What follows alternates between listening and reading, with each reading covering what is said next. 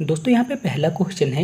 इस क्वेश्चन पे क्या बोला है, क्लोरीन के ऋणात्मक आयन पे इलेक्ट्रॉनों की संख्या कितनी होती है। आपको बताना है कि क्लोरीन के ऋणात्मक आयन पे इलेक्ट्रॉनों की संख्या कितनी होती है। तो सबसे पहले दोस्तों आप मुझे बताएं कि क्लोरीन का परमाणु क्रमांक कितना होता है। तो क्लोरीन का परमाणु क्रमांक कितना होता है दोस्तों, 17 होता है। यदि यहाँ पे क्लोरीन का आयन बन जाता है, यानी कि क्लोरीन के ऊपर चार्ज आ जाता है, जैसे यहाँ पे माइनस चार्ज आ गया, तो इस पे इलेक्ट्रॉनों की संख्या कितनी होगी, यहाँ पे इसके इलेक्ट्रॉनों की संख्या हो जाएगी 18, यानी कि यहाँ पे ऐड हो जाता है। ठीक है, और जब कभी यहाँ पे पॉजिटिव रहता है ना, तो उसमें इलेक्ट्रॉनों की संख्या घट जाती है। तो इतना आपको याद रखना है। तो चलिए फिर नेक्स्ट क्वेश्चन की ओर चलते हैं। इसका करेक्ट आंसर क्या रहेगा दोस्तों, इसका करेक्ट आंसर रहेगा क्लोरीन के ऋणात्मक आयन पे इलेक्ट्रॉनों की संख्या कितनी होगी, 18 होगी। ऑप्शन नंबर बी यहाँ पे करेक्ट आंसर रहेगा।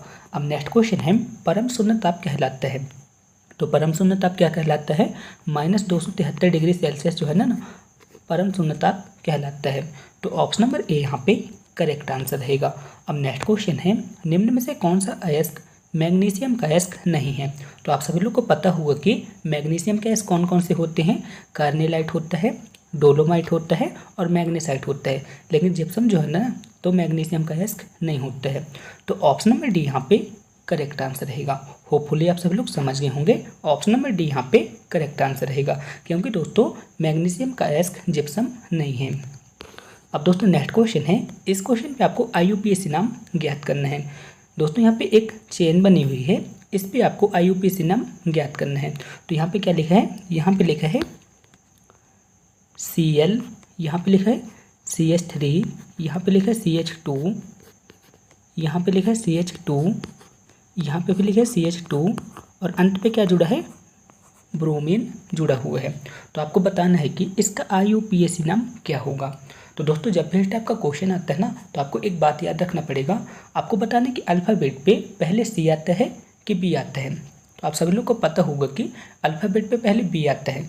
ऐसे केस में दोस्तों अपन कार्बन को क्रम कहाँ से देते हैं, जो कि अल्फ़ाबेट पे पहले आता है। तो आप यहाँ पे देख सकते हैं, यहाँ पे क्लोरीन लिखा जो कि C से शुरू हो रहा है, और यहाँ पे ब्रोमीन लिखा जो कि B से शुरू हो रहा है। तो पहले कौन आएगा, ब्रोमीन आएगा। ऐसे केस पे जो अपन कार्बन की क्रम देंगे ना, यहाँ से शुरू करेंगे। तो यहाँ पे कितना आ जाएगा, एक कार्बन हो गए, ये दूसरा कार्बन हो गया, ये तीसरा कार्बन हो गया, ये चौथा कार्बन हो गया। यानी कि अपने को यहाँ से पता चल गया कि ये जो चेन है ना, ब्यूटेन की चेन है। ठीक है ना, तो ये कौन सी चेन हो गई, यहाँ पे ब्यूटेन की चेन हो गई। लेकिन पहले पे क्या जुड़ा है, पहले पे जुड़ा है 1 ब्रोमो। अपन यहाँ पे क्या लिखेंगे, 1 ब्रोमो। चौथे पे क्या जुड़ा है, 4 क्लोरो, और अंत पे क्या लिख देंगे, ब्यूटेन लिख देंगे। ठीक है ना, तो इतना आप सब लोग समझ गए ना। इसका IUPAC नाम क्या हो जाएगा, 1 ब्रोमो 4 क्लोरो ब्यूटेन। कौन से ऑप्शन पे दिया है, ऑप्शन नंबर 1 इसका करेक्ट आंसर रहेगा। ठीक है दोस्तों, आप सभी लोग समझ गए होंगे। फिर भी आपको किसी भी तरह का डाउट है ना, तो आप मुझसे कमेंट बॉक्स में पूछ सकते हैं। अब नेक्स्ट क्वेश्चन है, प्रदूषण को व्यक्त करने की इकाई है। तो आपको बताना है कि जो प्रदूषण होता है ना, प्रदूषण को किस में व्यक्त करते हैं। तो प्रदूषण को किस में व्यक्त करते हैं, प्रदूषण को व्यक्त करते हैं पार्ट पर मिलियंस में अपन उसे व्यक्त करते हैं। किस में व्यक्त करते हैं, पार्ट पर मिलियंस में अपन उसे व्यक्त करते हैं। ठीक है ना, तो ऑप्शन नंबर ए यहाँ पे करेक्ट आंसर रहेगा। अब नेक्स्ट क्वेश्चन है, वह रेडियोधर्मी तत्व जिसका भारत में विशालतम भंडार पाया जाता है। तो आपको एक ऐसे रेडियोधर्मी तत्व को बताना है जो कि भारतवर्ष में पाया जाता है। तो आपको पता होगा कि भारत में थोरियम पाया जाता है। तो ऑप्शन नंबर बी यहाँ पे करेक्ट आंसर रहेगा। दोस्तों आप मुझे कमेंट बॉक्स में बताएंगे कि थोरियम भारत के किस स्टेट पे सर्वाधिक पाया जाता है। इसका आंसर आप मुझे कमेंट बॉक्स में बताएंगे। अब चलिए नेक्स्ट क्वेश्चन की ओर चलते हैं। नेक्स्ट क्वेश्चन है, हड्डियों और दांतों में मुख्य रूप से कौन सा रसायन प्रयुक्त होता है। आपको बताना है कि जो हड्डियां होती हैं और जो दांत होते हैं, उसमें मुख्य रूप से किस रसायन का प्रयोग किया जाता है। तो किसका प्रयोग किया जाता है, कैल्शियम का प्रयोग किया जाता है। तो ऑप्शन नंबर डी यहाँ पे करेक्ट आंसर रहेगा। अब नेक्स्ट क्वेश्चन है, इस क्वेश्चन पे क्या बोला है, लिंथेनम की परमाणु संख्या होती है। आपको बताना है कि जो लिंथेनम होता है आवर्त सारणी पे, उसका परमाणु क्रमांक क्या होता है। तो आप सभी लोग बताएं। तो लिंथेनम का परमाणु क्रमांक कितना होता है आप सब लोग को बताना है। लेकिन उससे पहले आप सभी लोग को बताना है कि लिंथेनम का प्रतीक क्या होती है, यानी कि आपको इसको किससे दर्शाते हैं। तो किससे दर्शाते हैं, La से दर्शाते हैं। और इसका परमाणु क्रमांक कितना होता है, इसका परमाणु क्रमांक होता है 57, 57 इसका करेक्ट आंसर रहेगा। कौन से ऑप्शन पे लिखा है, ऑप्शन नंबर डी इसका करेक्ट आंसर रहा। अब नेक्स्ट क्वेश्चन है, आपको बताना है कि ब्लीचिंग पाउडर का रासायनिक नाम क्या होता है। आपको बताना है कि ब्लीचिंग पाउडर का रासायनिक नाम क्या होता है। तो सबसे पहले आप सभी लोग मुझे बताएं कि ब्लीचिंग पाउडर का सूत्र क्या होता है। तो आप में से कई लोगों ने इसका आंसर सही दिया होगा। तो ब्लीचिंग पाउडर का सूत्र क्या होता है, CaOCl2 होता है। क्या होता है, CaOCl2 होता है, जिसे अपन क्या कहते हैं, कैल्शियम ऑक्सीक्लोराइड कहते हैं। तो ऑप्शन नंबर ए इसका करेक्ट आंसर रहेगा, यानी कि ब्लीचिंग पाउडर का रासायनिक नाम क्या होता है, कैल्शियम ऑक्सीक्लोराइड होता है। ऑप्शन नंबर ए इसका करेक्ट आंसर रहा। नेक्स्ट क्वेश्चन है, आपको बताना है कि फ्रैंकल डोज का सही उदाहरण है। आप सभी लोग को पता होगा कि फ्रैंकल डोज किस में पाया जाता है, सिल्वर क्लोराइड में पाया जाता है। तो ऑप्शन नंबर बी इसका करेक्ट आंसर रहेगा। दोस्तों यदि आपने 12th की केमिस्ट्री को नहीं पढ़ा है तो आप एक बार उसे पढ़ लीजिएगा, इस टॉपिक से वहाँ पे क्वेश्चन पूछे जाते हैं। तो ऑप्शन नंबर बी यहाँ पे इसका करेक्ट आंसर है। ठीक है, अब चलिए दोस्तों नेक्स्ट क्वेश्चन की ओर चलते हैं। दोस्तों फिजिक्स के क्वेश्चन आ चुके हैं, तो चलिए फिजिक्स के क्वेश्चन को भी सॉल्व करते हैं। तो फिजिक्स का पहला क्वेश्चन है क्वेश्चन नंबर 11। इस क्वेश्चन पे क्या बोला है, पदार्थ के संवेग और वेग के अनुपात में से कौन सी भौतिक राशि प्राप्त होती है। तो क्वेश्चन पे क्या बोला है, संवेग यानी कि P और वेग से कौन सी राशि प्राप्त होती है, आपने को यहाँ पे ज्ञात करना है। तो दोस्तों आपको पता होगा कि संवेग यानी कि P बराबर क्या होता है, संवेग बराबर क्या होता है, द्रव्यमान इंटू वेग होता है। ठीक है ना। तो अपन यहाँ पे क्या करते हैं, वेग का यहाँ पे पक्षांतर कर देंगे, तो यहाँ पे क्या आ जाएगा, PV बराबर m। तो यहाँ से अपन को क्या प्राप्त हो रहा है, यहाँ से अपने को m यानी कि मॉस यानी कि द्रव्यमान यहाँ पे प्राप्त हो रहा है। तो ऑप्शन नंबर सी इसका यहाँ पे करेक्ट आंसर रहेगा। होपफुली आप सब लोग समझ गए होंगे। यदि आपको डाउट है ना तो आप उसे कमेंट बॉक्स में पूछ सकते हैं। अब नेक्स्ट क्वेश्चन है, एक जेट वायुयान 2 मैक के वेग से हवा में उड़ रहा है। जब ध्वनि का वेग 332 मीटर प्रति सेकंड है तो वायुयान की चाल कितनी है, आपको यहाँ पे ज्ञात करनी है। तो यहाँ पे क्या बोला है, वायुयान की चाल। तो अपन यहाँ पे क्या लिखेंगे, वायुयान की चाल बराबर क्या, यहाँ पे क्या होगी, 2 इंटू हवा का वेग, ध्वनि का वेग कितना है, यहाँ पे ध्वनि का वेग यहाँ पे है 332 मीटर प्रति सेकंड। तो यहाँ पे कितना हो जाएगा, 664 मीटर प्रति सेकंड इसका चाल रहेगी। ठीक है ना। तो ऑप्शन नंबर ए यहाँ पे इसका करेक्ट आंसर रहेगा। तो आपको क्या करना है, जो यहाँ पे मैक संख्या दी है 2 और यहाँ पे जो ध्वनि की गति है इसका आपस में मल्टीप्लाई हो जाएगा और इसका आंसर आ जाएगा। तो ऑप्शन नंबर ए यहाँ पे करेक्ट आंसर रहा। दोस्तों अब नेक्स्ट क्वेश्चन है, इस क्वेश्चन पे क्या बोला है, मनुष्यों के लिए मानक ध्वनि स्तर कितना होता है। तो कितना होता है, 60 डेसिबल होता है। तो ऑप्शन नंबर बी यहाँ पे करेक्ट आंसर रहेगा। अब नेक्स्ट क्वेश्चन है, क्रायोजेनिक इंजन का प्रयोग होता है। तो क्रायोजेनिक इंजन का प्रयोग कहाँ पे होता है, रॉकेट प्रौद्योगिकी पे होता है। अब नेक्स्ट क्वेश्चन है, अच्छे उत्सर्जक अच्छे अवशोषक होते हैं, ये किसका नियम है। तो मैं आपको बता दूं, अच्छे उत्सर्जक अच्छे अवशोषक होते हैं, ये किरचॉफ का नियम है। तो ऑप्शन नंबर ए यहाँ पे करेक्ट आंसर रहेगा। अब नेक्स्ट क्वेश्चन है, रडार की कार्यप्रणाली किस सिद्धांत पर आधारित होती है। तो मैं आपको बता दूं, रडार की जो कार्यप्रणाली होती है ना, किस पर आधारित होती है, रेडियो तरंगों के परावर्तन पर आधारित होती है। तो ऑप्शन नंबर बी यहाँ पे करेक्ट आंसर रहेगा। दोस्तों नेक्स्ट क्वेश्चन है, इस क्वेश्चन पे क्या बोला है, रिएक्टर पे एक मंडक का कार्य क्या होता है। आपको बताना है कि जो न्यूक्लियर रिएक्टर होते हैं उस पे मंडक का कार्य क्या होता है। तो मंडक का कार्य क्या होता है, न्यूट्रॉन को मंडित करना। तो ऑप्शन नंबर सी यहाँ पे करेक्ट आंसर रहेगा। ऑप्शन नंबर सी यहाँ पे करेक्ट आंसर रहेगा। ठीक है ना। मंडक का कार्य क्या होता है, न्यूट्रॉन को मंडित करना यानी कि धीमा करना। ऑप्शन नंबर सी यहाँ पे करेक्ट आंसर रहेगा। अब नेक्स्ट क्वेश्चन है, कुचालक माध्यम पे विभव में क्या परिवर्तन होता है। आपको बताना है कि कुचालक माध्यम पे विभव पे क्या परिवर्तन होता है। तो क्या परिवर्तन होता है, विभव घट जाता है। कुचालक माध्यम होने से विभव घट जाता है। ऑप्शन नंबर बी यहाँ पे करेक्ट आंसर रहेगा। नेक्स्ट क्वेश्चन है, कार में ड्राइवर की सीट के सामने कौन सा दर्पण लगा होता है। आपको बताना, जो कार होती है ना, तो कार में ड्राइवर की सीट के सामने कौन सा दर्पण लगा रहता है। तो कौन सा दर्पण लगा रहता है दोस्तों, उत्तल दर्पण लगा रहता है। तो ऑप्शन नंबर ए इसका करेक्ट आंसर रहेगा। इंपॉर्टेंट क्वेश्चन है और आपके एग्जाम पे पूछा जा सकता है। तो एक बार इस क्वेश्चन को फिर से रिपीट करते हैं। तो क्वेश्चन पे क्या बोला है, कार में ड्राइवर की सीट के सामने कौन सा दर्पण लगा होता है। तो कौन सा दर्पण लगा होता है, उत्तल दर्पण लगा होता है। ऑप्शन नंबर ए यहाँ पे करेक्ट आंसर रहेगा। नेक्स्ट क्वेश्चन है, पीएन संधि डायोड पे अपक्षय परत की मोटाई कितनी होती है। आपको बताना है कि जो पीएन संधि डायोड होता है ना, पीएन संधि डायोड होता है उस पर अपक्षय परत की मोटाई कितनी होती है, तो कितनी होती है 10⁻⁻6 मीटर होती है। इंपॉर्टेंट क्वेश्चन है और बारहवीं के एग्जाम पे पूछा गया क्वेश्चन है। तो ऑप्शन नंबर ए यहाँ पे करेक्ट आंसर रहेगा। दोस्तों यदि आप NPCIL कैगा साइड या फिर काकरापारा साइड पे प्लांट ऑपरेटर एग्जाम की तैयारी कर रहे हैं तो मैंने आपके लिए एक कंप्लीट कोर्स बना के रखा है, जहां पे दोस्तों मैं आपको इंपॉर्टेंस नोट, 10 प्रिलिमिनरी टेस्ट के क्वेश्चन पेपर, साथ ही साथ मैं आपको 25 एडवांस टेस्ट के क्वेश्चन प्रदान करने वाला हूँ, जहां से दोस्तों आपके एग्जाम पे डायरेक्ट क्वेश्चन पूछे जाते हैं। साथ ही साथ मैं आपको ये बता दूँ, आपके जो PYQ होते हैं ना, PYQ भी आपको यहाँ पे मिलने वाला है। साथ ही मैं आपको ये बता दूँ, आपका जो 11-12 वाले सिलेबस होते हैं ना, उसके माइंड मैप्स भी मैंने यहाँ पे बनाए हैं। तो आप यहाँ पे देख सकते हैं दोस्तों, सारी चीज़ें आपको यहाँ पे मिल जाएंगे।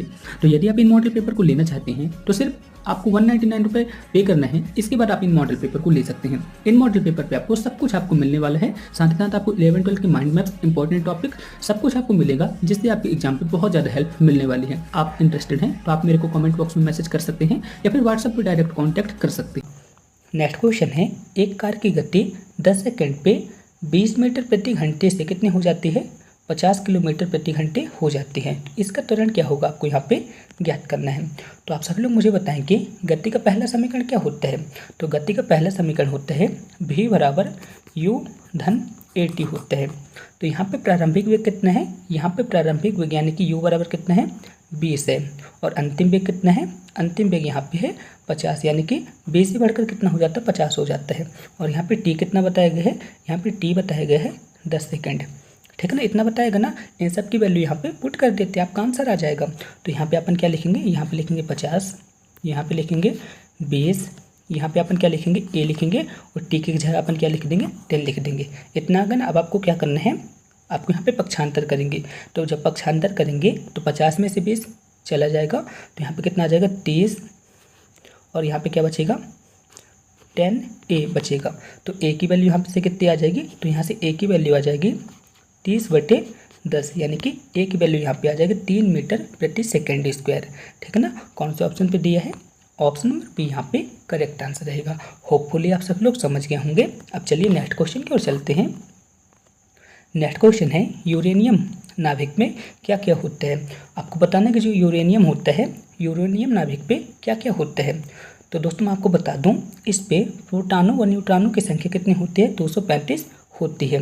ठीक है ना, तो क्वेश्चन पे क्या बोला है, यूरेनियम 235 पे क्या क्या होता है। तो यूरेनियम 235 पे प्रोटॉनों और न्यूट्रॉनों की संख्या कितनी होती है, 235 होती है। तो ऑप्शन नंबर डी यहाँ पे करेक्ट आंसर रहेगा। दोस्तों यहाँ पे फोर्स लिखा हुआ है, इसे आप काट लीजिएगा। ठीक है ना, इस पे न्यूट्रॉनों और प्रोटॉनों की संख्या कितनी होती है, 235 ही होती है। तो ऑप्शन नंबर डी यहाँ पे करेक्ट आंसर रहेगा। दोस्तों हम नेक्स्ट क्वेश्चन है, जो कि बहुत ज़्यादा इंपॉर्टेंट क्वेश्चन है। इस क्वेश्चन पे क्या बोला है, परमाणु में नाभिक में परिवर्तन होने के फलस्वरूप कौन सी किरणें निकलती है। तो कौन सी किरणें निकलती हैं दोस्तों, यहाँ पे गामा किरणें निकलती हैं। कौन सी किरणें निकलती हैं, गामा रेज यहाँ से निकलती हैं। तो ऑप्शन नंबर डी यहाँ पे करेक्ट आंसर रहेगा। एक बार मैं आपको फिर से बता देता हूँ, जब परमाणु के नाभिक में परिवर्तन होता है ना, तब वहाँ से गामा किरणें निकलती हैं। मोस्ट इंपॉर्टेंट क्वेश्चन है और आपके एग्जाम पे पूछा जा सकता है। अब नेक्स्ट क्वेश्चन है, विद्युत उत्पन्न करने के लिए कौन सी धातु का प्रयोग किया जाता है। तो विद्युत को उत्पन्न करने के लिए किस धातु का प्रयोग किया जाता है, यूरेनियम धातु का प्रयोग किया जाता है। आपने देखा होगा जो परमाणु रिएक्टर होते हैं ना, बिजली ही बनाते हैं, तो उसमें किसका उपयोग किया जाता है, यूरेनियम का यूज ही किया जाता है। अब नेक्स्ट क्वेश्चन है, कृत्रिम उपग्रह पे विद्युत ऊर्जा का स्रोत क्या होता है। जो कृत्रिम उपग्रह होते हैं, ठीक है ना, उस कृत्रिम उपग्रह पे विद्युत ऊर्जा का स्रोत क्या होता है, तो क्या होता है, सौर सेल होता है। तो ऑप्शन नंबर ए इसका यहाँ पे करेक्ट आंसर रहेगा। नेक्स्ट क्वेश्चन है, स्पष्ट प्रतिध्वनि सुनने के लिए परावर्तक तल व ध्वनि स्रोत के बीच न्यूनतम दूरी कितनी होनी चाहिए। तो क्वेश्चन पे क्या बोला है, स्पष्ट प्रतिध्वनि सुनने के लिए परावर्तक तल व ध्वनि स्रोत के बीच कितनी न्यूनतम दूरी होनी चाहिए। तो कितनी होनी चाहिए, 17 मीटर होनी चाहिए। ठीक है, इसे आप नोट कर लीजिएगा, इंपॉर्टेंट क्वेश्चन है। ऑप्शन नंबर सी यहाँ पे करेक्ट आंसर रहेगा। दोस्तों हम नेक्स्ट क्वेश्चन है, इस क्वेश्चन में क्या बोला है, मैक अंकों का प्रयोग किसके वेग के संबंध पे किया जाता है। तो मैंने आपको पहले ही बता दिया था, ध्वनि के वेग के संबंध पे मैक अंकों का प्रयोग किया जाता है। ठीक है ना, मैक अंकों का प्रयोग कहाँ पे किया जाता है, ध्वनि के संदर्भ पे किया जाता है, यानी कि ध्वनि के वेग को प्रकट करने के लिए मैक अंकों का प्रयोग किया जाता है। तो ऑप्शन नंबर ए यहाँ पे करेक्ट आंसर रहा। नेक्स्ट क्वेश्चन है, साबुन को जल पे घोलने पर उसके पृष्ठ तनाव पर क्या प्रभाव पड़ता है। यदि अपन साबुन को जल पे घोल लेते हैं तो उसके पृष्ठ तनाव पर क्या प्रभाव पड़ता है, तो उसका पृष्ठ तनाव घट जाता है। तो ऑप्शन नंबर बी यहाँ पे करेक्ट आंसर रहेगा। ठीक है ना। अब चलिए नेक्स्ट क्वेश्चन की ओर चलते हैं। नेक्स्ट क्वेश्चन है, 1 डेकालीटर कितना होता है। आपको बताना है कि 1 डेकालीटर में कितना होता है, तो कितना होता है 10 लीटर होता है। ठीक ना, इतना आपको याद रखना है। 1 डेकालीटर पे कितना लीटर होता है, तो कितना लीटर होता है 10 लीटर होता है। ऑप्शन नंबर ए यहाँ पे करेक्ट आंसर रहेगा। दोस्तों अब नेक्स्ट क्वेश्चन है, इस क्वेश्चन पे क्या बोला है, 2 बिंदुओं के बीच विभवांतर कितना है। 2 बिंदुओं के बीच विभवांतर यहाँ पे कितना बताया गया है, 0.1 वोल्ट यहाँ पे बताया गया है। जैसे अपन क्या लिख सकते हैं, 1/10 यहाँ पे इसे लिख सकते हैं। और इसके बाद क्या बताया गया है, 1 × 10⁻⁻4 कूलाम आवेश को एक बिंदु से दूसरे बिंदु तक ले जाने के लिए कितना कार्य करना पड़ेगा, अपने को यहाँ पे ज्ञात करना है। यानी कि यहाँ पे आवेश कितना बताया गया है, यहाँ पे आवेश यानी कि क्यू कितना बताया गया है, 1 × 10⁻⁴ यहाँ पे बताया गया है। तो आपको यहाँ पे क्या करना है, आपको यहाँ पे कार्य को निकालना है। तो कार्य बराबर क्या होता है, यहाँ पे कार्य बराबर होता है Q × V होता है। क्या होता है, Q × V होता है। तो आपको क्या करना है दोस्तों, आपको यहाँ पे Q और V की वैल्यू को पुट कर देना है। तो यहाँ पे अपन लिखेंगे W बराबर, यहाँ पे Q की वैल्यू कितनी आई थी, 1 × 10⁻⁴, और यहाँ पे V की वैल्यू कितनी आई थी, 1/10। यहाँ पे 0.1 लिखा है, इसलिए मैं यहाँ पे चेंज कर देता हूँ। यहाँ पे कितना आ जाएगा, 1/10 आ जाएगा। और अपन इसे क्या लिख सकते हैं, इसको अपन लिख सकते हैं 1 × 10⁻⁴, और जब ये ऊपर जाएगा तो यहाँ पे क्या हो जाएगा, 10⁻⁻1। तो दोस्तों यहाँ पे कितना आ जाएगा, 1 × 10⁻⁵। ठीक है ना, ये इतना यहाँ पे कार्य कहला जाएगा। तो कौन से ऑप्शन पे दिया है, ऑप्शन नंबर बी इसका यहाँ पे करेक्ट आंसर रहेगा। यानी कि एक बिंदु से दूसरे बिंदु तक जाने के लिए उसको कितना कार्य करना पड़ेगा, 10⁻⁵ जूल कार्य करना पड़ेगा। ऑप्शन नंबर बी यहाँ पे करेक्ट आंसर रहेगा। होपफुली आप सभी लोग समझ गए होंगे। फिर भी आपको किसी भी तरह का डाउट है ना, तो आप मुझसे कमेंट बॉक्स में पूछ सकते हैं। दोस्तों अब नेक्स्ट क्वेश्चन है, इस क्वेश्चन पे क्या बोला है, किसी धातु का परिवैद्युतांक कितना होता है। तो मैं आपको बता दूं, किसी धातु का परिवैद्युतांक होता है अनंत। ठीक है ना, तो ऑप्शन नंबर बी यहाँ पे करेक्ट आंसर रहेगा। नेक्स्ट क्वेश्चन है, निम्नलिखित में से किस तापमान पैमाने पर ऋणात्मक संख्या नहीं होती है। तो आपको बताना है एक ऐसा तापमान पैमाना जिस पर ऋणात्मक संख्या नहीं होती है। तो दोस्तों मैं आपको बता दूं, जो केल्विन पैमाना होता है ना, उसमें ऋणात्मक संख्या नहीं होती है। यानी कि केल्विन पैमाने पर ऋणात्मक संख्या नहीं होती है। ऑप्शन नंबर ए यहाँ पे करेक्ट आंसर रहेगा। दोस्तों अब मैथ के क्वेश्चन आ चुके हैं, तो चलिए मैथ के क्वेश्चन को भी सॉल्व करते हैं। तो यहाँ पे मैथ का पहला क्वेश्चन है, जिस पे क्या बोला है, 0.03 का होल स्क्वायर माइनस 0.01 का होल स्क्वायर बटे 0.03 माइनस 0.01। ठीक है ना। तो यहाँ से आपको क्या दिखलाई दे रहा होगा, यदि अपन यहाँ पे ये लिख देते हैं, इसको अपन मान लेते हैं ए और इसको मान लेते हैं बी। ठीक है ना, तो यहाँ पे क्या होगा, a² माइनस b², और यहाँ पे कितना आ जाएगा, a माइनस बी। तो जब अपन इसका प्रसार करेंगे तो यहाँ पे कितना आ जाएगा, a माइनस बी, यहाँ पे आ जाएगा a प्लस बी आ जाएगा, और बटे पे क्या रहेगा, a माइनस बी तो रहेगा ही। तो a माइनस बी और a माइनस बी कट जाएगा, तो यहाँ पे क्या बचेगा, a प्लस बी सिर्फ बचेगा। तो यहाँ पे क्या बचेगा दोस्तों, a प्लस बी बचेगा। तो a की जगह अपन क्या लिखेंगे, a की जगह अपन लिखेंगे 0.03 और b की जगह अपन क्या लिखेंगे 0.01। जब अपन इसको जोड़ देते हैं ना, तो यहाँ पे कितना आ जाता है, 0.04 आ जाता है। ठीक है ना। कौन से ऑप्शन पे लिखा है, ऑप्शन नंबर ए किसी यहाँ पे करेक्ट आंसर रहेगा। ठीक है ना, ऑप्शन नंबर ए यहाँ पे करेक्ट आंसर रहेगा। अब नेक्स्ट क्वेश्चन है, गौरी एक दुकान पर गई, ₹25 का सामान खरीदे। ठीक है ना, गौरी एक दुकान पर जाती है और 25 रुपये का सामान खरीदती है।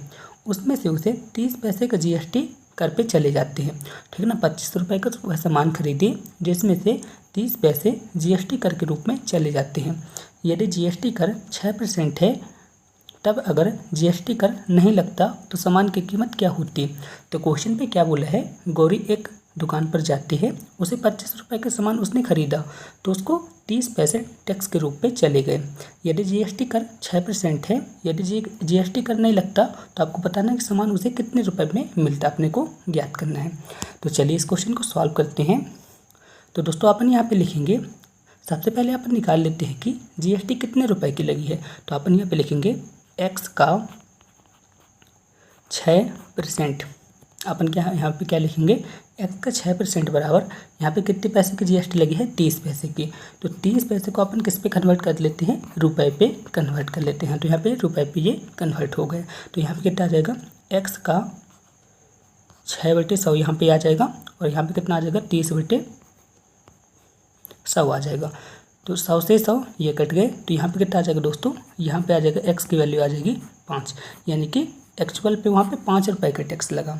लेकिन क्वेश्चन पे क्या बोल रहे हैं, यदि वहाँ पे जीएसटी कर नहीं लगता तो सामान कितने रुपए पे मिलता।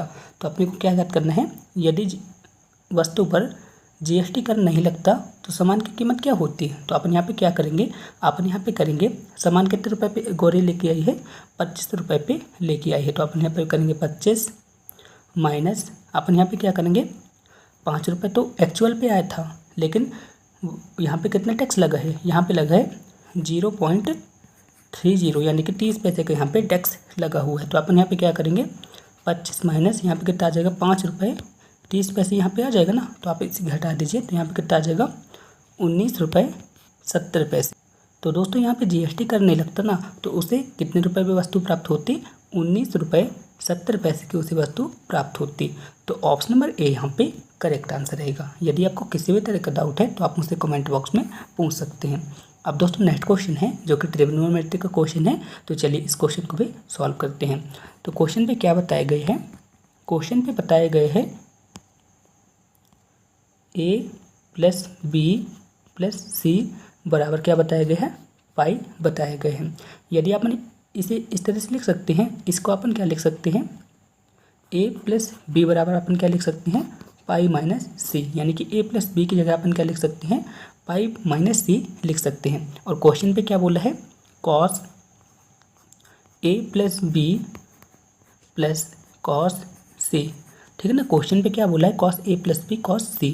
तो अपन यहाँ पे क्या कर सकते हैं, a + b की जगह अपन क्या लिख सकते हैं, a + b की जगह लिख सकते हैं पाई माइनस c, क्या लिख सकते हैं, पाई माइनस c, और यहाँ पे कितना है, cos c, ठीक है ना दोस्तों। यदि अपन cos 180 से किसी भी संख्या को हटाते हैं तो यहाँ पे क्या हो जाता है, यहाँ पे हो जाता है माइनस cos थीटा हो जाता है। थीटा की जगह यहाँ पे क्या लिखा है, c लिखा, तो यहाँ पे c आ जाएगा। और यहाँ पे कितना आ जाएगा, cos c तो पहले से है, तो आप देख पा रहे हैं यहाँ पे +c है और यहाँ पे -c है, तो ये एक दूसरे के साथ कट जाएंगे। तो यहाँ पे कितना आ जाएगा, 0 आ जाएगा। कौन से ऑप्शन पे दिया है, ऑप्शन नंबर ए यहाँ पे करेक्ट आंसर रहेगा। होपफुली आप सब लोग समझ गए होंगे। अब चलिए नेक्स्ट क्वेश्चन की ओर चलते हैं। नेक्स्ट क्वेश्चन है, टावर की ऊंचाई उसके पैर से कुछ दूरी पर एक बिंदु के बीच संबंधित अनुपात कितना है, 5√3:5 है। तो आपको बताना है कि टावर की नोक की ऊंचाई पर कोण क्या होगा, आपको यहाँ पे बताना है। तो चलिए दोस्तों इस क्वेश्चन को भी सॉल्व कर लेते हैं। तो क्वेश्चन पे अनुपात कितना बताया गया है, 5√3:5। यहाँ पे क्या बताया, 5√3:5 बताया गया है। तो अपन यहाँ पे क्या करते हैं, इसको अपन सिंप्लीफाई कर लेते हैं। तो यहाँ पे कितना आ जाता है दोस्तों, यहाँ पे आ जाएगा √3:1 आ जाता है, ठीक है ना। तो आपको बताना है कि टावर का कोण कब होगा, क्या होगा। तो दोस्तों मैंने आपको बताया था, जब भी ऐसी कंडीशन आती है, ठीक है ना, यदि यहाँ पे 60 डिग्री का कोण रहता है तो यहाँ पे कितने अंश का कोण बनता है, यहाँ पे हमेशा √3 बनता है और यहाँ पे हमेशा 1 बनता है, ठीक है ना। तो बस यही क्वेश्चन पे बोला था और इसका आंसर क्या आ गया, यहाँ पे कितने अंश का कोण बनेगा, यहाँ पे 60 डिग्री का कोण बनेगा, ठीक है ना। यहाँ पे लंब कितना आ जाएगा, √3 आ जाएगा और यहाँ पे आधार कितना आ जाएगा, 1 आ जाएगा।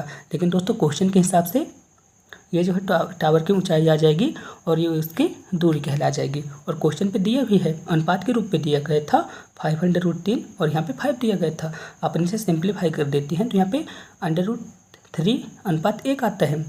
और यदि अपन 10/60 लेते हैं ना तो यहाँ पे भी √3 और यहाँ पे 1 आता है। तो बस यही इसका आंसर कहलाएगा। तो ऑप्शन नंबर बी इसका यहाँ पे करेक्ट आंसर रहेगा। बहुत इजी क्वेश्चन है, मैंने आपको प्रीवियस वीडियो पे भी समझाया था। इसी तरह से आप इस क्वेश्चन को भी सॉल्व कर सकते हैं। नेक्स्ट क्वेश्चन है, 6 सेंटीमीटर भुजा वाले घन में से 2 सेंटीमीटर भुजा वाले कितने घन काटे जा सकते हैं। तो अपन यहाँ पे क्या लिखेंगे, घनों की संख्या। तो क्वेश्चन पे क्या बोला, कितने घन काटे जा सकते हैं। तो अपन यहाँ पे क्या लिखेंगे, घनों की संख्या। तो सबसे पहले अपन क्या करेंगे, जो बड़ा घन है ना, बड़ा घन कितना है, बड़ा घन 6 सेंटीमीटर का है और छोटा वाला घन कितना है, 2 सेंटीमीटर का है। तो घन का अपन यहाँ पे क्या लिखेंगे, बड़े घन का आयतन, बड़े घन का अपन यहाँ पे क्या लिखेंगे, बड़े घन का आयतन, और यहाँ पे क्या लिखेंगे, छोटे घन का आयतन। ठीक है ना, अपन यहाँ पे क्या लिखेंगे, छोटे घन का आयतन। इस तरह से अपन लिख दिया ना। अब आपको क्या करना है, बड़े घन की एक भुजा कितनी है, 6 सेंटीमीटर की है और छोटे घन की भुजा कितनी है, 2 सेंटीमीटर है।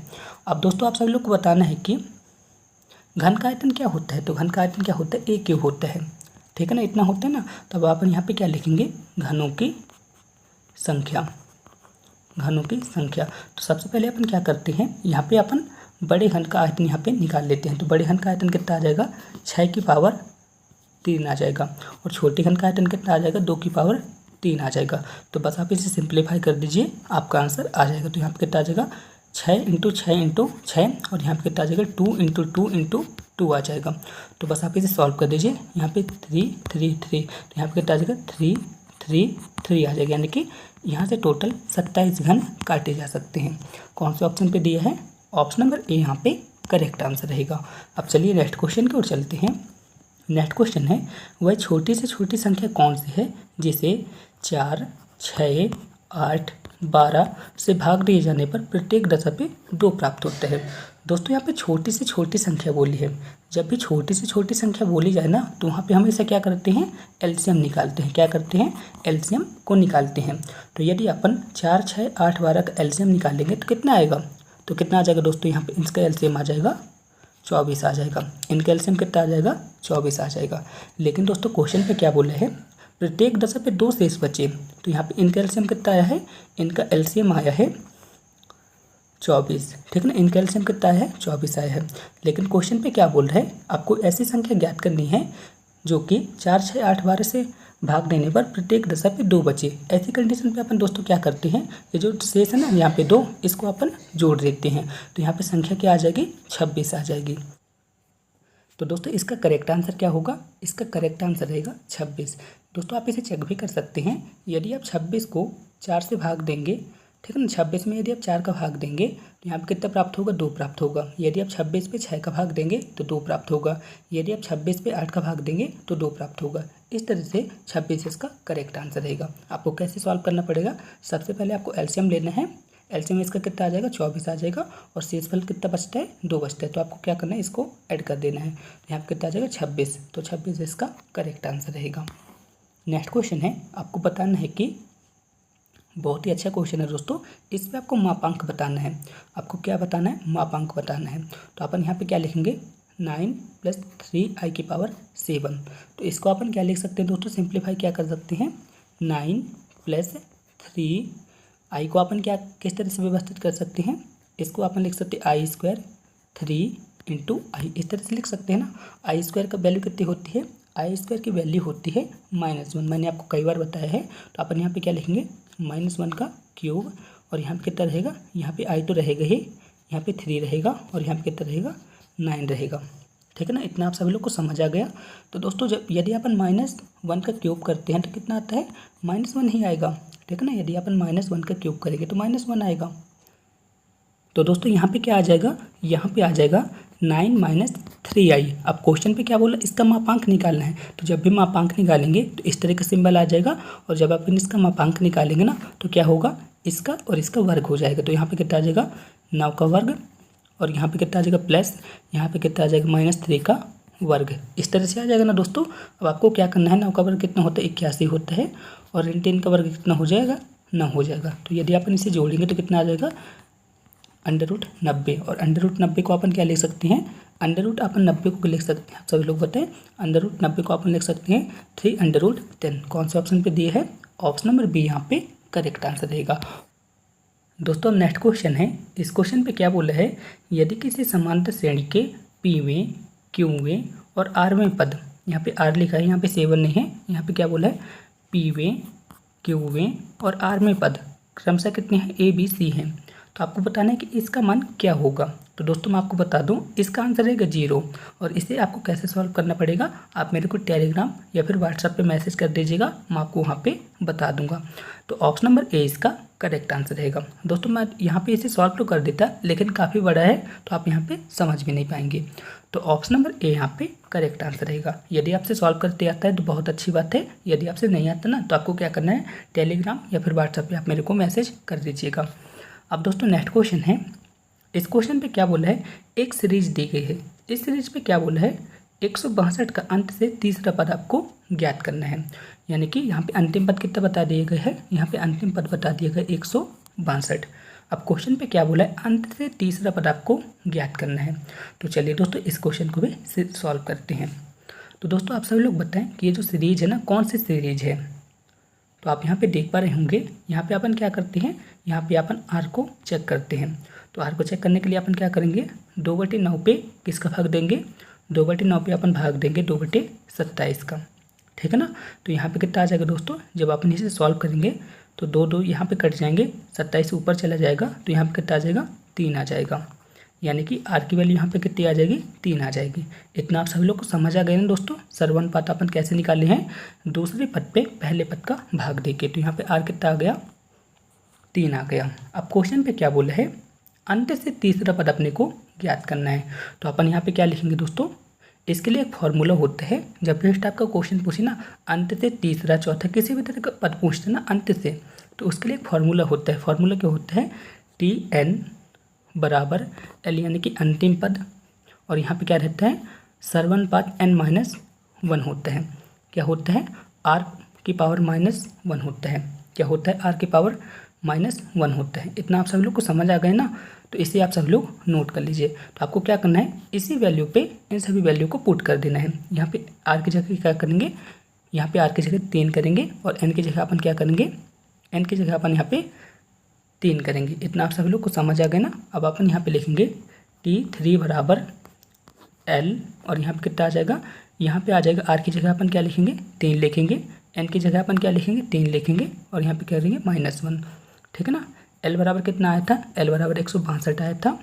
यदि अपन यहाँ पे कितना आ जाएगा दोस्तों, 3 की पावर 2 आ जाएगी। यदि अपन 3 में से 1 को घटाएंगे तो 2 आएगा, तो यहाँ पे कितना आ जाएगा, 3 की पावर 2। तो अपन यहाँ पे क्या लिखेंगे, अपन यहाँ पे लिखेंगे T3 बराबर, यहाँ पे कितना 162 है, और यहाँ पे कितना है 9 है। यदि अपन 162 पे 9 का भाग देंगे तो कितना आ जाएगा, 18 आ जाएगा, ठीक है ना। तो ऑप्शन नंबर ए यहाँ पे करेक्ट आंसर रहेगा। होपफुली आप सभी लोग समझ गए होंगे। फिर भी आपको किसी भी तरह का डाउट है ना, तो आप मेरे से कमेंट बॉक्स में पूछ सकते हैं। दोस्तों अब नेक्स्ट क्वेश्चन है, इस क्वेश्चन पे क्या बोला है, उस रेखा की प्रवणता ज्ञात कीजिए जो प्रथम चतुर्थांश में y अक्ष के साथ 30 अंश का कोण बनाती है तथा मूल बिंदु से गुजरती है।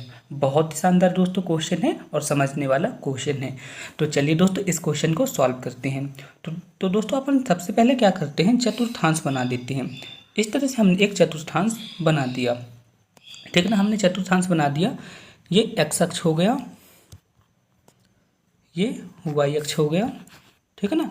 इतना आप सब लोग को समझ आ गया ना। अब क्वेश्चन पे क्या बोल रहा है, एक रेखा है जो कि मूल बिंदु से होकर गुजरती है और y अक्ष के साथ 30 अंश का कोण बनाती है।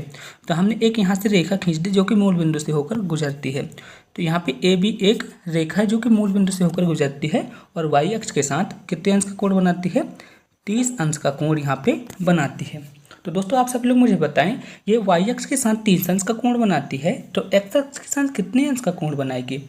जब ए बी रेखा y अक्ष के साथ 30 अंश का कोण बनाती है तो ए बी रेखा x अक्ष के साथ कितने अंश का कोण बनाएगी। तो आप सभी लोग को यहाँ पे दिख रहा होगा कि ये कोण कितने अंश का होगा। यदि यहाँ पे सिंपल से इस तरह रहता तो यह कोण कितने अंश का होता, 90 अंश का होगा, ठीक है ना। यहाँ से यहाँ तक 90 अंश का कोण होता ना दोस्तों। यदि अपन इसको यहाँ से एक रेखा गुजर रही है, ये 30 अंश की है, तो ये बाकी जो ये बच्चा वाला कोण है तो ये कितने अंश का होगा, 60 डिग्री का होगा। इतना तो आप सभी लोग को समझ आ गया ना। तो ये जो कोण होगा ना, ए बी रेखा x अक्ष के साथ कितने अंश का कोण बनाएगी, 60 अंश का कोण बनाएगी। बस आपको यही करना था और इसी 60 की वैल्यू को अपने को प्राप्त करना था, ठीक है। अब अपन यहाँ पे क्या करते हैं, अपन को यहाँ पे क्या करना है, रेखा की प्रवणता ज्ञात करना है। और रेखा की प्रवणता का फॉर्मूला क्या होता है, रेखा की प्रवणता का फॉर्मूला होता है m tan थीटा, क्या होता है, m tan थीटा होता है। और थीटा की वैल्यू अभी हमने ज्ञात कर ली है। थीटा की वैल्यू कितनी आई है, थीटा की वैल्यू आई है 60 अंश। तो अपन क्या करते हैं, यहाँ पे थीटा की जगह 60 अंश रख देते हैं। तो यहाँ पे कितना आ गया, 10 60 अंश। तो m की वैल्यू कितनी आ जाएगी दोस्तों, तो यहाँ पे m की वैल्यू आ जाएगी √3। कौन से ऑप्शन पे दिया है, ऑप्शन नंबर ए यहाँ पे करेक्ट आंसर रहेगा। ठीक है दोस्तों, अब चलिए नेक्स्ट क्वेश्चन की ओर चलते हैं। दोस्तों अब नेक्स्ट क्वेश्चन है, इस क्वेश्चन में क्या बोला है, यहाँ पे त्रिभुज के 3 शीर्ष दिए हुए हैं। तो आपको बताना है कि त्रिभुज का क्षेत्रफल क्या होगा। तो चलिए इस क्वेश्चन को फिर सॉल्व कर लेते हैं। तो दोस्तों जब भी इस टाइप का क्वेश्चन है ना, तो आपको एक फॉर्मूला याद रखना पड़ेगा, जिसकी मदद से आप इस टाइप के क्वेश्चन को सॉल्व कर लेंगे। और मैं आपको बता दूँ दोस्तों, DEE के जितने भी एग्जाम हुए ना, उस पर इस टाइप का क्वेश्चन हमेशा पूछा जाता है। तो चलिए इस टाइप के क्वेश्चन को भी सॉल्व कर लेते हैं। तो जब भी इस टाइप का क्वेश्चन आता है ना, तो आपको क्या करना है, सबसे पहले x1 y1 x2 y2 x3 y3 इनकी वैल्यू यहाँ पे कितनी बताई गई है, x1 y1 की वैल्यू यहाँ पे कितनी बताई गई है, x1 की बताई गई है 3, y1 की बताई गई है 0। ठीक है ना, यहाँ पे वही लिखा है। मैं यहाँ पे आपको समझाने के तौर पे यहाँ पे लिख रहा हूँ। यहाँ पे कितना लिखा है, 0 लिखा है, और यहाँ पे 4 लिखा है x2 y2 की वैल्यू। और यहाँ पे कितनी लिखी गई है, x3 की वैल्यू लिखी गई 8, और y3 की वैल्यू कितनी रखी गई है, 4 बताई गई है। इतना आप सभी लोग को समझ आ गया ना। अब आपको क्या करना है, आपको एक फार्मूला याद करना पड़ेगा। फार्मूला क्या कौन सा होता है दोस्तों, फार्मूला होगा 1/2। यहाँ पे अपन लिखेंगे त्रिभुज का क्षेत्रफल। क्या लिखेंगे, त्रिभुज का क्षेत्रफल। इसके लिए फार्मूला होता है, फार्मूला क्या होता है, 1/2 कोष्टक x1, यहाँ पे क्या आ जाएगा, y2 - y3, इसी बार प्लस करेंगे अपन, यहाँ पे आ जाएगा x2, और यहाँ पे कितना आ जाएगा, यहाँ पे आ जाएगा y3 - y1। और इसके बाद दोस्तों यहाँ पे रहेगा, यहाँ पे क्या आ जाएगा, x3 y1 - y2। क्या होगा, x3 y1 - y2। आपको क्या करना है, मैंने अभी आपको x1 x2 y1 y3 इनकी वैल्यू बताया ना, इन सभी वैल्यू को यहाँ पे पुट कर देना है। जैसे ही आप यहाँ पे पुट करेंगे ना, तो आपका आंसर क्या आ जाएगा, आपका आंसर आ जाएगा ऑप्शन नंबर ए, यानी कि त्रिभुज का क्षेत्रफल कितना आ जाएगा, 6 इकाई आ जाएगा। आप इसे सॉल्व कर लेंगे, बहुत ईजी तरीके से आप इसे सॉल्व कर लेंगे। फिर भी आपको किसी भी तरह की प्रॉब्लम आती है तो आप मुझसे कमेंट बॉक्स में पूछ सकते हैं। अब चलिए नेक्स्ट क्वेश्चन की ओर चलते हैं। दोस्तों अब नेक्स्ट क्वेश्चन है, इस क्वेश्चन पे क्या बोला है, यदि कोई रेखा अल्फा बीटा गामा कोण बनाती है तो 1 + cos 2 alpha cos 2 beta cos 2 gamma का वैल्यू क्या होगी। तो चलिए दोस्तों इस टाइप के क्वेश्चन को सॉल्व करते हैं। तो दोस्तों जब भी इस टाइप का क्वेश्चन आता है ना, तो आपको एक बात याद रखना है, यदि क्वेश्चन पे पूछ लेता कि cos अल्फा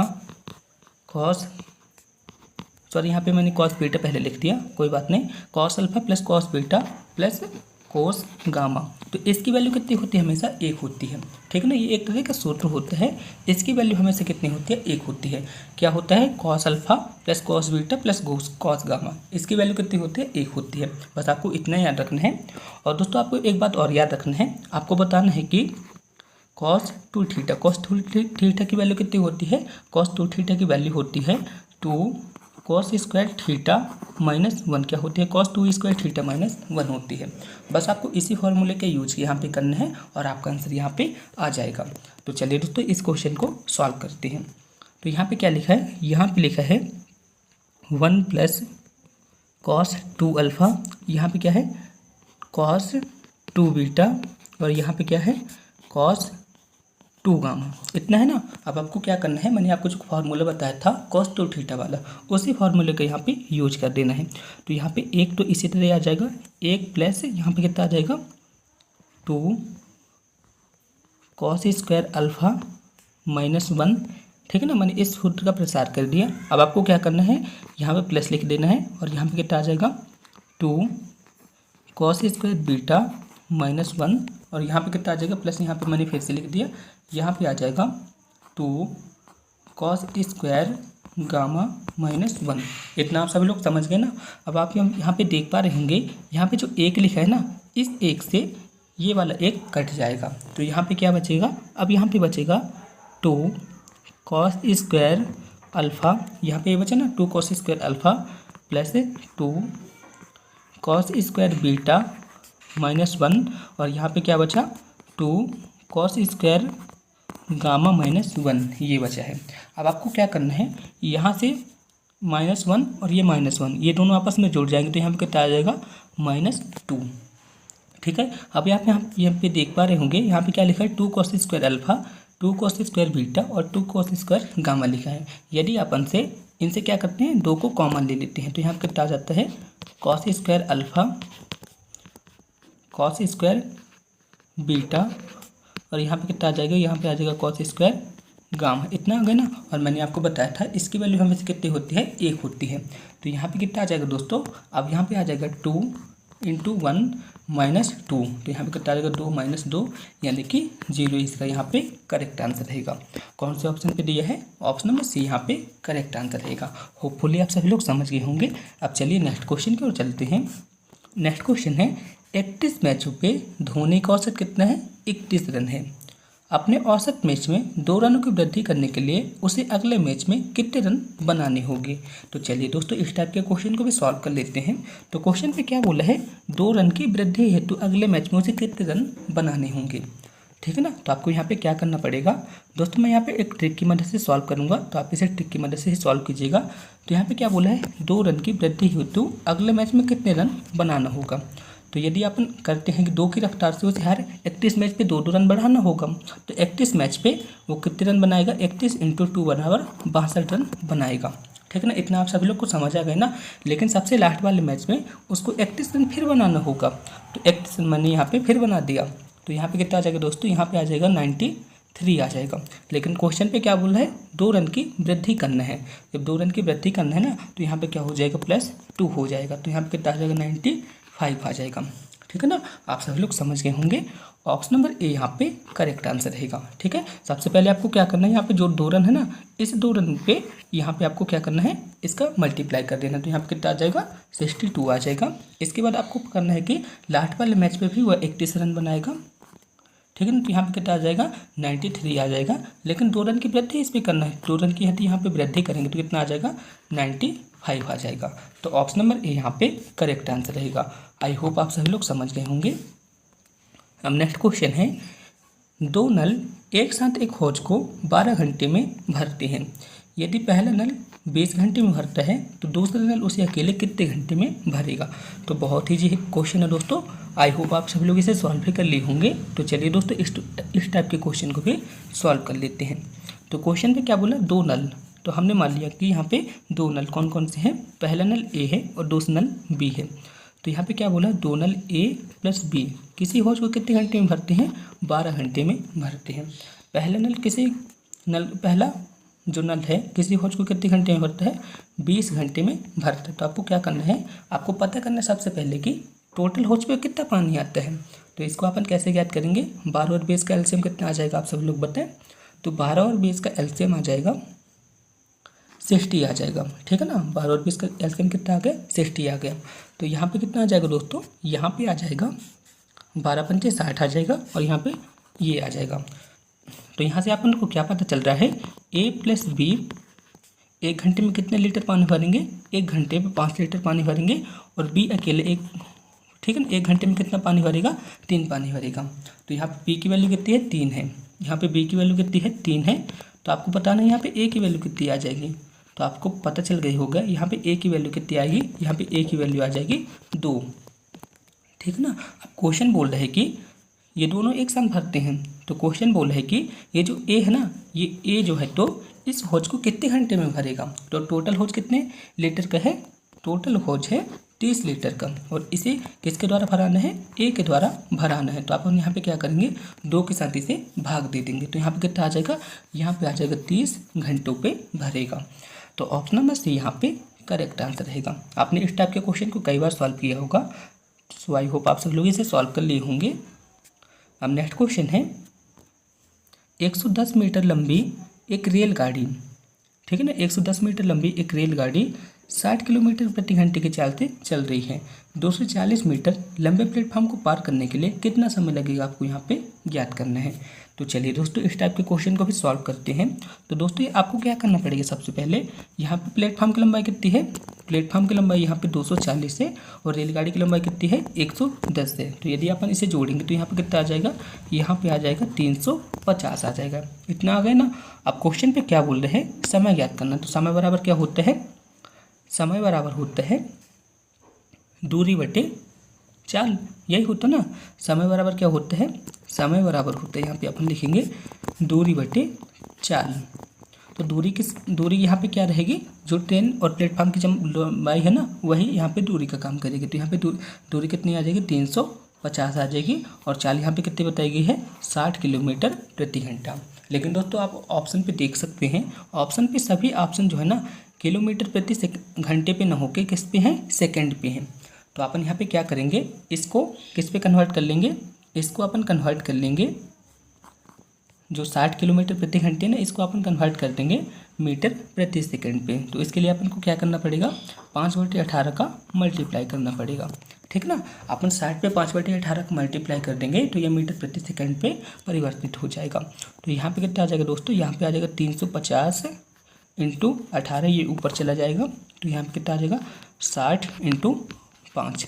तो बस आप इसे सॉल्व कर दीजिए, आपका आंसर यहाँ पे आ जाएगा। तो अपन यहाँ पे सॉल्व करते हैं, 1 0 ये कट गया, 6 एकम 6, 6 3 18 आ जाएगा, 5 एकम 5 और 5 7 35। तो यहाँ पे कितना आ रहा है, यहाँ पे 21 सेकंड यहाँ पे करेक्ट आंसर रहेगा। यानी कि समय कितना आ जाएगा, समय आ जाएगा 21 सेकंड। ठीक है ना, आप सभी लोग समझ गए होंगे, ऑप्शन नंबर ए यहाँ पे करेक्ट आंसर रहेगा। अब नेक्स्ट क्वेश्चन है, एक यात्री एक निश्चित दूरी का आधा 6 किलोमीटर प्रति घंटा और शेष आधा भाग 5 किलोमीटर प्रति घंटे की चाल से चलता है। इस तरह से उसे दूरी तय करने में 11 घंटे का समय लगता है, तो दूरी ज्ञात कीजिए। तो चलिए दोस्तों इस टाइप के क्वेश्चन को भी सॉल्व करते हैं। जैसे दोस्तों यहाँ पे एक निश्चित दूरी है, ठीक ना, ये एक निश्चित दूरी है, ए बी एक निश्चित दूरी है। तो क्वेश्चन पे क्या बोल है, एक यात्री है, इस निश्चित दूरी का आधा कितने किलोमीटर की रफ्तार से पूरा करता है, 6 किलोमीटर प्रति घंटे की रफ्तार से पूरा करता है। और इस निश्चित दूरी का आधा कितना करता है, 5 किलोमीटर प्रति घंटे की रफ्तार से पूरा करता है। तो आपको बताना है कि ये पूरी दूरी तय करने में कितना समय लेगा, यानी कि यहाँ से लेके यहाँ तक इस दूरी को तय करने में कितना समय लेगा। तो कितना समय लेगा आप सभी लोग मुझे बताइएगा। तो दोस्तों आप सभी लोग बताएं, यहाँ पे जैसे कि ए से यहाँ तक गया, यहाँ पे मैं सीमा लेता हूँ, ए से सी तक उसने कितनी दूरी तय की, ए से सी तक उसने एक्स दूरी तय की। और सी से बी तक उसने कितनी दूरी तय की, सी से बी तक उसने एक्स दूरी तय की। तो यहाँ पे ए और बी की टोटल लंबाई कितनी आ जाएगी, ए और बी की टोटल लंबाई आ जाएगी 2x। ठीक है ना, इतना आप सब लोग समझ गए ना, ए और बी की टोटल लंबाई कितनी आ जाएगी, 2x आ जाएगी। ठीक है, लेकिन दोस्तों आप क्वेश्चन पे देखेंगे तो क्वेश्चन पे क्या बोला है, पूरी दूरी को तय करने पे कितना समय लगता है, 11 घंटे का समय लगता है। यानी कि यहाँ पे समय लिखा है, तो अपन यहाँ पे क्या करेंगे, समय के अनुसार हल करेंगे। जैसे x दूरी है ना, x दूरी को पूरा करने में कितना समय लगता है, 6 घंटे का समय लगता है। इसके बाद आधी नेक्स्ट दूरी को तय करने में कितना समय लगता है, 5 घंटे का समय लगता है। और इस पूरी दूरी को तय करने में कितना समय लगता है, 11 घंटे का समय लगता है। तो आपको क्या करना है, 6 और 5 का एलसीएम लेना है, तो कितना आ जाएगा, यहाँ पे 30 आ जाएगा, यहाँ पे कितना आ जाएगा 5x आ जाएगा, यहाँ पे आ जाएगा 6x आ जाएगा। ठीक है ना, मैंने यहाँ पे सिर्फ एलसीएम लिया है, तो यहाँ पे कितना आ जाएगा 11 आ जाएगा। ठीक है ना, तो यहाँ पे कितना आ जाएगा दोस्तों, यहाँ पे आ जाएगा 11x/30 बराबर 11। तो 11 से 11 ये कट गए, तो x की वैल्यू कितनी आ गई दोस्तों, यहाँ पे x की वैल्यू आ गई 30। ठीक है ना, यहाँ से x की वैल्यू कितनी आ जाएगी, 30 आ जाएगी। इतना आप सभी लोग को समझ आ गए ना। अब क्वेश्चन पे मैंने बताया था आपको, जब ये आपको समझा रहा था, तो ए बी यानी कि यहाँ से यहाँ तक की टोटल लंबाई कितनी बताया था मैंने आपको, यहाँ से यहाँ तक की टोटल लंबाई मैंने आपको बताया था 2x। यानी कि ए बी की टोटल लंबाई कितनी बताई थी, 2x बताई थी। यानी कि जो इसकी लंबाई है ना, वही इसकी दूरी कम करेगी। तो यहाँ पे x की वैल्यू कितनी आई है, यहाँ से x की वैल्यू आई है 30। तो ए और बी के बीच की दूरी कितनी कहला जाएगी, 60 किलोमीटर यहाँ पे करेक्ट आंसर रहेगा। ठीक है ना, इस तरह से दोस्तों इस टाइप के क्वेश्चन को आपको सॉल्व करना पड़ेगा। ऑप्शन नंबर ए यहाँ पे करेक्ट आंसर रहेगा। अब नेक्स्ट क्वेश्चन है, एक दीवार घड़ी 9 बजे टन करने में 9 सेकंड का समय लगता है। ठीक है ना, क्वेश्चन पे क्या बोला है, एक दीवार घड़ी को 9 बजे टन करने में 9 सेकंड का समय लगता है। तो आपको बताना है कि इस घड़ी को 11 बजने पर टन करने में कितना समय लगेगा। तो बहुत ही कॉमन सेंस वाला क्वेश्चन है, और इसका आंसर क्या रहेगा दोस्तों, डी, यानी कि 11 सेकंड का समय लगेगा। 9 बजे 9 सेकंड में टन करती है, तो 11 बजे 11 सेकंड तक टन वहाँ पे करेगी। तो ऑप्शन नंबर डी यहाँ पे करेक्ट आंसर रहेगा। अब नेक्स्ट क्वेश्चन है, ए किसी काम को पूरा करने पे बी से 2 गुना समय लेता है और सी से 3 गुना समय लेता है। तो सबसे पहले अपन इसी लाइन को सॉल्व करते हैं, ठीक है ना। क्वेश्चन पे क्या बोला है, ए किसी काम को पूरा करने पे बी से 2 गुना समय लेता है और सी से 3 गुना समय लेता है, ठीक है। तो यदि अपन यहाँ पे मान लेते हैं बी से कितना समय ले रहा है, यहाँ पे बी से 2 गुना समय लेता है और सी से 3 गुना समय लेता है। तो यदि अपन मान लेते हैं कि ए कितना काम करता है, 6 काम करता है, जो कि बी से कितना गुना है, 2 गुना है, और सी से कितना है, 3 गुना है, ये ठीक है ना। अपन क्या करते हैं, अब आप यहाँ पे देख सकते हैं यहाँ पे पूरी तरह से क्वेश्चन फिट बैठ रहा है, यानी कि ए जो है तो सी से 3 गुना है और बी से 2 गुना है। ये जो है तो यहाँ पे क्या बताया है, यहाँ पे सिर्फ टाइम बताया है, और अपने को क्या निकालना है, यहाँ से अपने को यहाँ से इफिशियंसी निकालना है। इफिशियंसी निकालना है ना दोस्तों अपने को यहाँ से।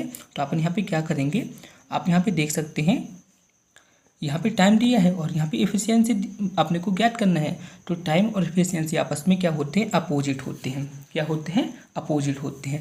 तो आपको यहाँ पे क्या करना पड़ेगा, आपको इसके उल्टा करना पड़ेगा। तो यहाँ पे क्या आ जाएगा, इफिशियंसी कितनी आ जाएगी 1/6, यहाँ पे कितनी आ जाएगी 1/3, और यहाँ पे कितनी आ जाएगी इफिशियंसी 1/2। अब दोस्तों आपको क्या करना पड़ेगा, 6, 3 और 2 इनका एलसीएम आपको लेना पड़ेगा। तो इनका एलसीएम कितना आ जाएगा दोस्तों, इनका एलसीएम आ जाएगा 6, इनका एलसीएम आ जाएगा 6 और इसका भी एलसीएम आ जाएगा 6। और ये जो 6 एलसीएम है ना, इनको तीनों के साथ मल्टीप्लाई कर देंगे तो ये आपस में बराबर हो जाएंगे।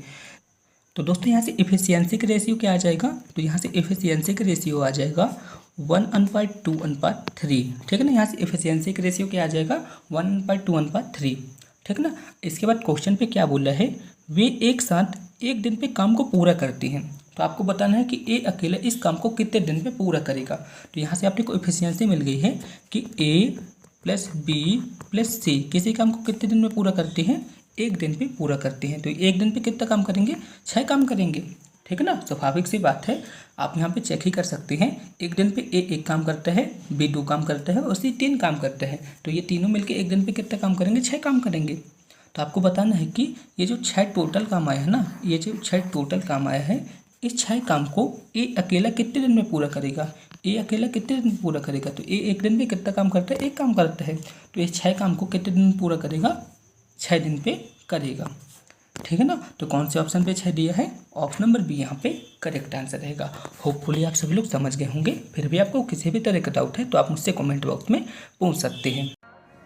दोस्तों यदि आप NPCIL कैगा साइट या फिर काकरापारा साइट पे प्लांट ऑपरेटर एग्जाम की तैयारी कर रहे हैं तो मैंने आपके लिए एक कंप्लीट कोर्स बना के रखा है, जहां पे दोस्तों मैं आपको इंपॉर्टेंस नोट, 10 प्रिलिमिनरी टेस्ट के क्वेश्चन पेपर, साथ ही साथ मैं आपको 25 एडवांस टेस्ट के क्वेश्चन प्रदान करने वाला हूँ, जहां से दोस्तों आपके एग्जाम पे डायरेक्ट क्वेश्चन पूछे जाते हैं। साथ ही साथ मैं आपको ये बता दूँ, आपके जो PYQ होते हैं ना, PYQ भी आपको यहाँ पे मिलने वाला है। साथ ही मैं आपको ये बता दूँ, आपका जो 11-12 वाले सिलेबस होते हैं ना, उसके माइंड मैप्स भी मैंने यहाँ पे बनाए हैं। तो आप यहाँ पे देख सकते हैं दोस्तों, सारी चीज़ें आपको यहाँ पे मिल जाएंगे।